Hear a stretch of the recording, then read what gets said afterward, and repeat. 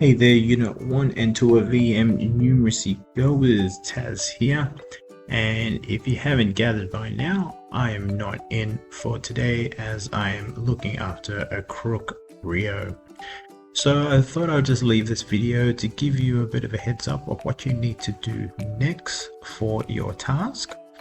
This is looking into still 4.8 costings of the floor plan. So we started this yesterday, the 28th of the 4th, and what I told you guys to do was, with this floor plan, have a go at finding the areas of each section or each room.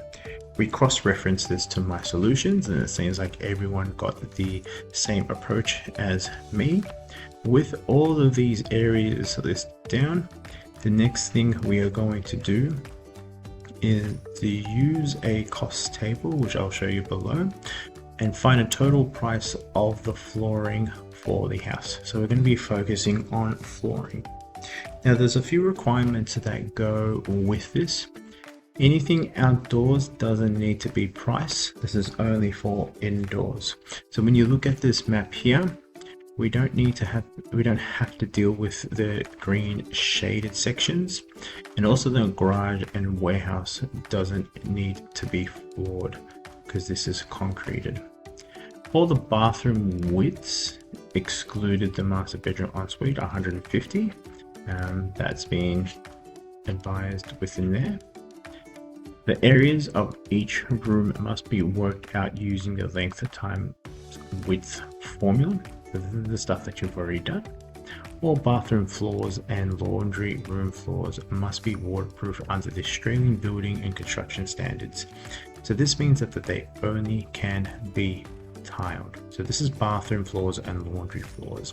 Kitchen floors can either be tiled or floorboarded. They don't have the same Australian building and construction standards. They shouldn't be carpeted. Just aesthetically, that's a big ew. And I've even wrote it here, the kitchen cannot be carpeted. So at least one room within the house must be carpeted, and at least one room within the house must be floorboarded. This is just a forego and easy way of opting into finding areas if you just tiled everything. Make sure there's at least one room carpeted and at least one room floorboarded. Now, last thing, there is no budget. Now, with the floor choices, there are a set of 9, starting at cheapest and going to more expensive.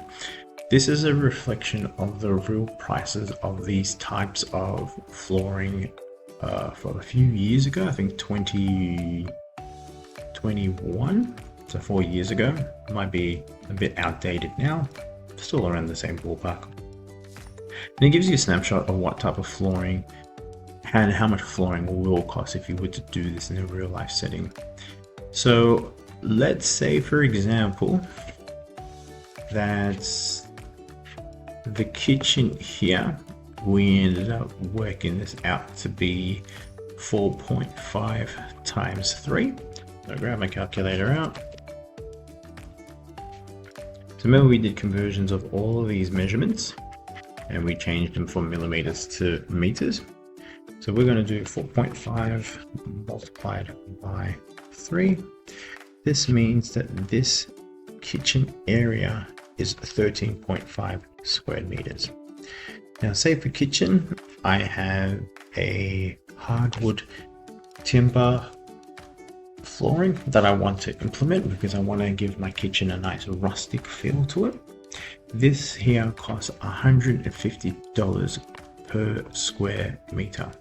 And if I know my kitchen is 13.5 square meters, all I have to do is multiply 13.5 to 150. This means to hardwood timber floorboard my kitchen, this will give me an approximate cost of $2,025. What you're going to do then, if you choose to do hardwood timber for the kitchen, is you're going to list that area amount for that flooring next to where you got the area of the kitchen, and you're just going to list $2,025. You are then going to do this for all of the different spaces: bathroom, maid room, laundry, etc. And this here will give you all of the costings of the rooms on an individual basis. The last thing you will need to do is then add up all of these flooring costs. And once you do that, you're going to get a total amount, and that will be the final part that you have to do for this particular exercise, 4.8. Now, the reason why I got you guys to do this exercise as your last one is this will segue into your first ALAT, so Applied Learning Assessment task. And this is going to be your second one of the year, and this is made up of two parts. So part one is based on the Home by Me house plan or floor plan that you created from the previous exercise. And there's going to be a few things that you need to work out. First one is flooring. What are the areas of each of your rooms within Home by Me? This would have already been written down based on the requirements that were needed, but if you've lost it, misplaced it, can't find it, go back into your Home by Me file and write down the areas of each of your rooms. Easy to find because of each room will show you what those areas are. So you're going to write all of those areas down. And then again, you are going to pretend that you have to floor this by applying a carpet, tiles, or floorboards. And then again, you're going to get the total amount depending on what type you're going to do. Now, the same Australian building standards apply. Please don't put anything different to tiles for rooms that require waterproofing. You're just going to make sure that that's tiled, and then the kitchen cannot be carpeted.